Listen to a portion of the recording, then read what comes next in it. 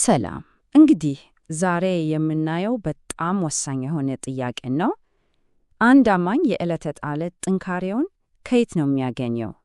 በተለይ ደግሞ በመንፈስ ቅዱስ ላይ መደገፍ ማለት በተግባር ምንድን ነው? እስኪ አብረን እንመርመር። እሺ፣ በቃ ቀጥታ ወደ ዋናው ጉዳይ እንግባ። ብዙ ጊዜ በተለይ አማኞች እርስ በርስ የሚጠያየቁት ወይም በውስጣቸው የሚታገሉበት ጥያቄ አለ። ይኸውም እኔ እኮ ድኛለሁ፣ ታዲያ አሁንም ከኃጢአት ጋር የምታገለው ለምንድን ነው የሚል ነው። ያው እንዲህ አይነት ስሜት ከተሰማ በፍጹም ብቻን አይደለንም ማለት ነው። ይህ በጣም የተለመደ ነገር ነው። እንዲያው ይሄ ግራ መጋባትና ትግል የእምነት ጉዞ አካል ነው ብንል ማገነን አይሆንም። ግን መልካሙ ዜና ምንድን ነው? መጽሐፍ ቅዱስ ከዚህ ከሚመስለው አዙሪት የምንወጣበትን ግልጽ የሆነ መለኮታዊ መንገድ ከፊታችን ያስቀምጥልናል። እንግዲህ ይህ የማያቋርጥ ትግል መነሻው ምንድን ነው?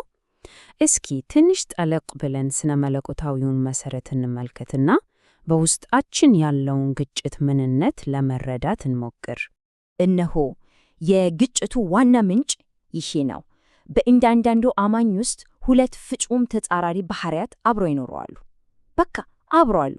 አንደኛው ያ ከእግዚአብሔር ያገኘነው አዲሱ መለኮታዊው ባህሪ፣ ሌላኛው ደግሞ ያ ከድሮ ጀምሮ ያለብን አሮጌው ኃጢአተኛው ባህሪ።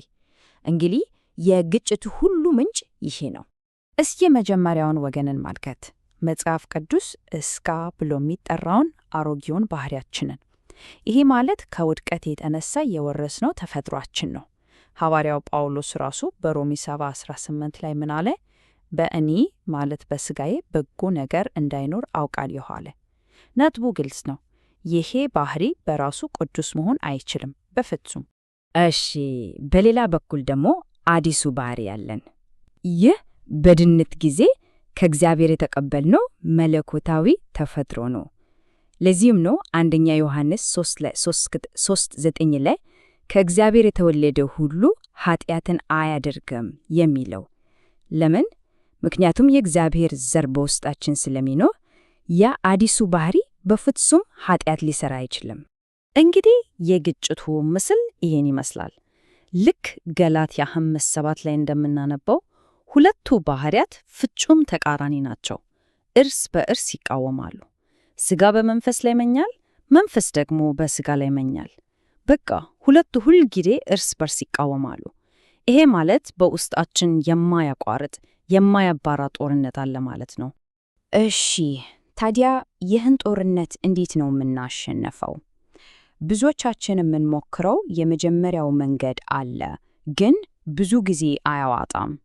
ይህም በራስ ጥረት ወይም መጽሐፍ ቅዱስ በሕግ መኖር ብሎ በሚጠራው መንገድ ለመኖር ሞከራር ነው። በሕግ መኖር ማለት ምን ማለት ነው? በቃ እኔ በራሴ ጉልበት በራሴ ጥረት ኃጢአትን አሸንፋለሁ ብሎ መጠጣር ነው። ችግሩ ግን ምንድን ነው? ይህ አካሄድ የሚደገፈው በዛው ልናሸንፈው በምንሞክረው በአሮጌው በወደቀው የሥጋ ባህር ላይ ነው። ምንም አይነት መለኮታዊ ኃይል የለውም። ስለዚህ ውጤቱ ምን ይሆናል? ሁል ጊዜ ተስፋ መቁረጥና ውድቀት። ግን እግዚአብሔር ይመስገን ሌላ ፍጹም የተለየ መንገድ አለ። አሁን እስኪ ወደ መለኮታዊው አማራጭ እንምጣ። ይህ በስራችን ላይ ሳይሆን በመቀበል ላይ የተመሰረተው የጸጋ መንገድ ነው። ጸጋ የሕግ ፍጹም ተቃራኒ ነው። በጸጋ መኖር ማለት እኔ በራሴ ጥንካሬ አልችልም፣ ነገር ግን በእግዚአብሔር ኃይል እችላለሁ ማለት ነው። አያችሁ፣ የሕይወታችን መሰረት እኔ ምን አደርጊያለሁ ከሚለው ጥያቄ ተነስቶ እግዚአብሔር ምን ሰጥቶኛል ወደሚለው ሲቀየር ከኃጢአት የቁጥጥር ኃይል ነፃ መውጣት እንጀምራለን። ለምን? ምክንያቱም ጸጋ የደከመንበት ደሞዝ አይደለም፣ በነፃ የተቀበልነው ስጦታ ነው። ይህን ሰንጠረዥ እስኪ አብረን እንየው። ልዩነቱን በጣም ግልጽ ያደርገዋል። በሕግ መንገድ ስንሄድ መሰረቱ የሰው ተረት ነው። የኃይል ምንጫችን ያው ሥጋ ነው። ውጤቱ ደግሞ ውድቀትና ብስጭት ነው። በጸጋ መንገድ ስንሄድ ግን መሰረቱ መለኮታዊ ስጦታ ነው። የኃይል ምንጫችን መንፈስ ቅዱስ ነው። ውጤቱስ ድል እና እውነተኛ ነጻነት። ልዩነቱ የሰማይና የምድር ነው። እንግዲህ በጸጋ መኖር ማለት በተግባር ምን ይመስላል? እውነተኛው የኃይል ምንጫችንስ ምንድን ነው? አሁን የዚህ ትንታኔ ልብ ወደ ሆነው ወሳኝ ነጥብ እየገባን ነው። እነሆ ለድል የሚሆን ቁልፍ ቃል እዚህ ጋር ተቀምጧል። በመንፈስ ተመላለሱ፣ የሥጋን ምኞት ከቶ አትፈጽሙም። ነጥቡ ያለው እዚህ ላይ ነው። ትኩረታችን እኔ ጠንክሬ ልሞክር ከሚለው ወደ በመንፈስ ቅዱስ ላይ ልደገፍ መቀየር አለበት።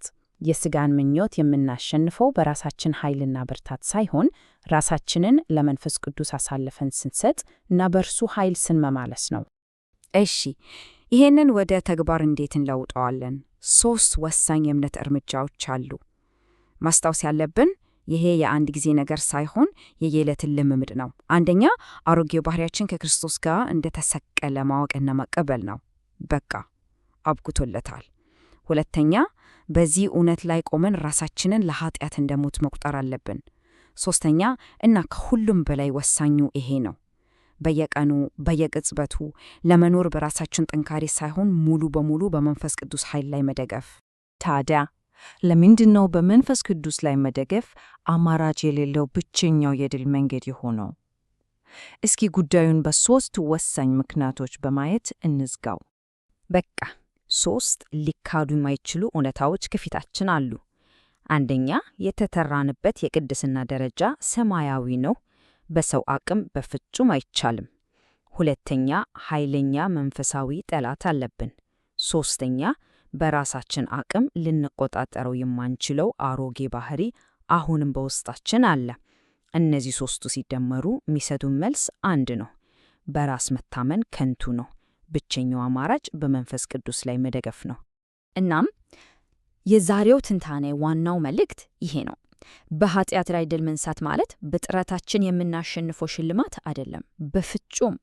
ይልቅ በመንፈስ ቅዱስ ኃይል ላይ ባለን እምነት የምንቀበለው ስጦታ ነው።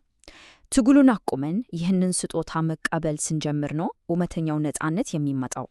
በመጨረሻም ሁላችንም ራሳችንን እንድንጠይቅ በሚያደርግ ሐሳብ ለጨርስ፣ በራስ ጥረት መታገልን ብናቆምና ሙሉ በሙሉ በእግዚአብሔር ኃይል ለመኖር ብንወስን፣ እስኪ ያስቡት፣ በሕይወታችን ውስጥ ምን አይነት ለውጥ ሊመጣ ይቻላል?